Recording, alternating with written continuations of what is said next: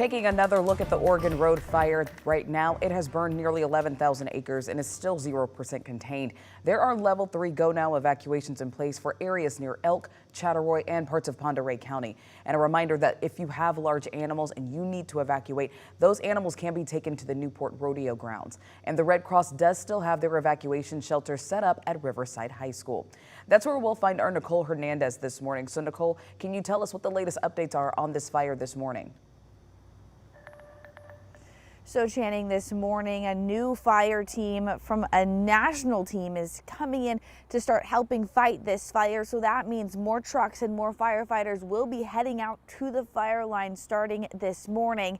Now, the last official update we got from DNR actually came yesterday morning. In that update, they said this fire has burned just over 10,000 acres now. They also said crews were working on building lines around the fire, but none of them were strong enough to call any containment yet.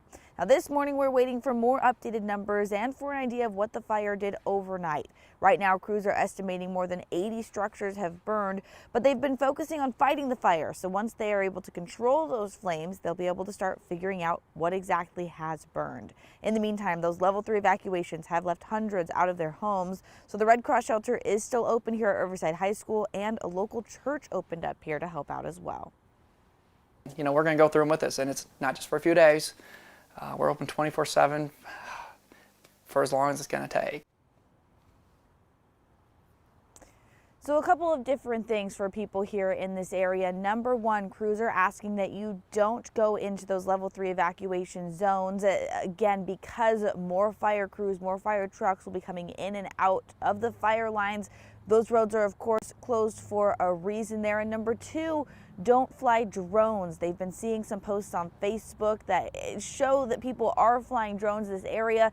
If they find drones up in the air, they have to ground all air support. That, of course, hinders them in them fighting this fire. So those are the two big things crews are asking for people here in this area. In Chattaroy, Nicole Hernandez, KREM 2 News. All right, thank you, Nicole, for that update. Now let's send things over to our Brandon T. Jones. Brandon is live in Medical Lake right now with the Gray Fire. So, Brandon, we understand that some people are actually getting able to go back to those neighborhoods and see the destruction firsthand. What have you seen there this morning? Yeah, good morning, Channing. Well, the first thing you immediately notice is the stench of seared earth, and you can take a look right behind me and you might be able to see it a little bit better once the sun starts to come up later in the morning, but all of this is just completely scorched. And what was even scarier is that there's an elementary school right there behind me. A lot of people in this community were worried that those flames would impact their children's school, but thankfully no damage hit that property over there. But at least 4,000 residents were able to return to Medical Lake last night for the first time since those flames burst out on Friday afternoon. And that's something that the mayor says is extremely important for the community. She also said that they were returning to home with both water and power available for those who were able to make the return because of the Gray Fire. More than 10,000 acres of land has burned and roughly 185 structures, including many homes, were destroyed. That's a number that could likely rise in the coming days as damage is assessed. And while evacuations have been lowered to level 1 in most of the neighborhoods here in Medical Lake, crews are still working plenty of hot spots and asking residents to be safe, and that levels are subject to change. KREM 2 was here last night as homeowners made their return. Well, pretty good knowing it's still standing, but you're still heartbroken for everybody else.